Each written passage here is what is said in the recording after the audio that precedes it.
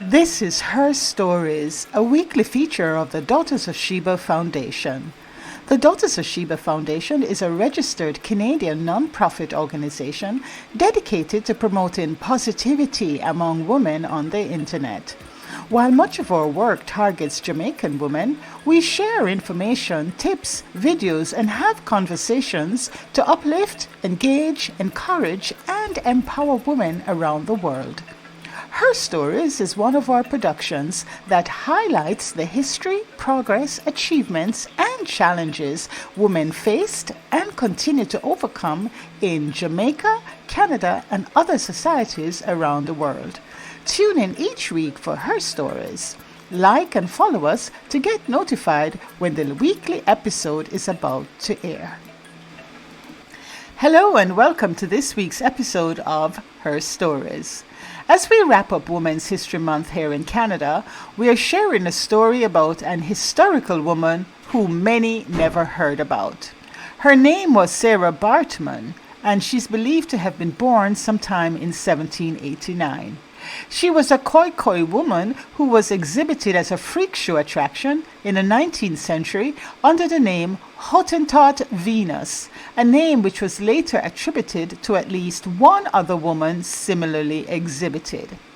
The women were exhibited for their steatopigic body type, uncommon in Western Europe, which not only was perceived as a curiosity at the time, but became subject of scientific interest as well as of erotic projection.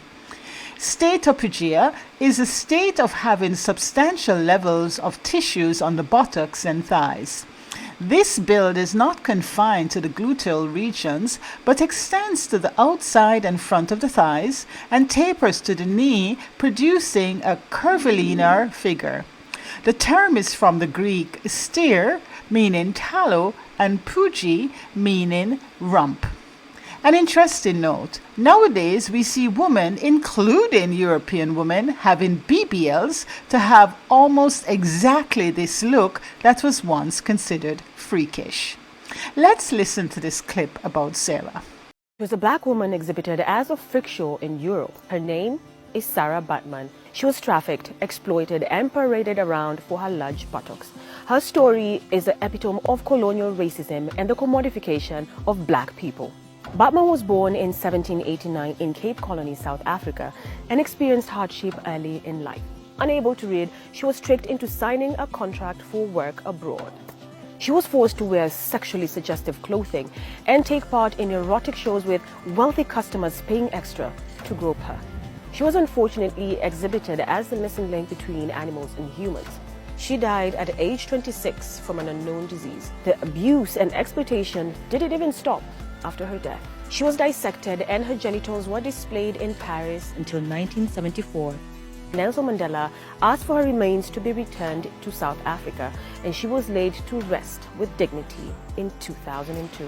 You can read more about Sarah Baartman's story on the internet. She's said to have died on December 29, 1815, around the age of 26, of an undetermined inflammatory ailment, possibly smallpox, but some sources suggest she contracted syphilis or pneumonia. While her body was dissected, no autopsy was done to find out the reason for Sarah's death. In addition to her native tongue, she reportedly spoke fluent Dutch, passable English, and a smattering of French. She was described as graceful, her arms as slender, hands and feet as charming and pretty. We're also told that she was adept at playing the harp and could dance according to the traditions of her country and had a lively personality. However, those who dissected her remains, in accordance with theories on racial evolution, still said that she had ape-like traits.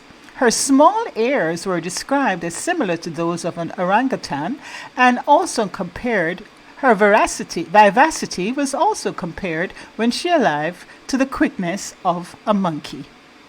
Sarah Baartman was not the only Khoikhoi to be taken from her homeland. Her story is sometimes used to illustrate social and political strains, and through this, some facts have been lost. Dr. Yvette Abrahams, professor of women and gender studies at the University of the Western Cape, writes, quote, "We lack academic studies that view Sarah Baartman as anything other than a symbol. Her story becomes marginalized as it is always used to illustrate some other topic." End quote. Baartman is used to represent African discrimination and suffering in the West, although there are many other Kwaku people who were taken to Europe. Sarah's tale may be better known because she was the first Kwaku taken from her homeland, or because of the extensive exploitation and examination of her body by scientists such as Georges Cuvier, an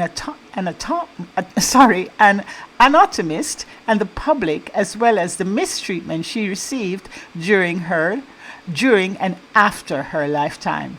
She was brought to the West for her quote-unquote exaggerated female form, and the European publics developed an obsession with her reproductive organs.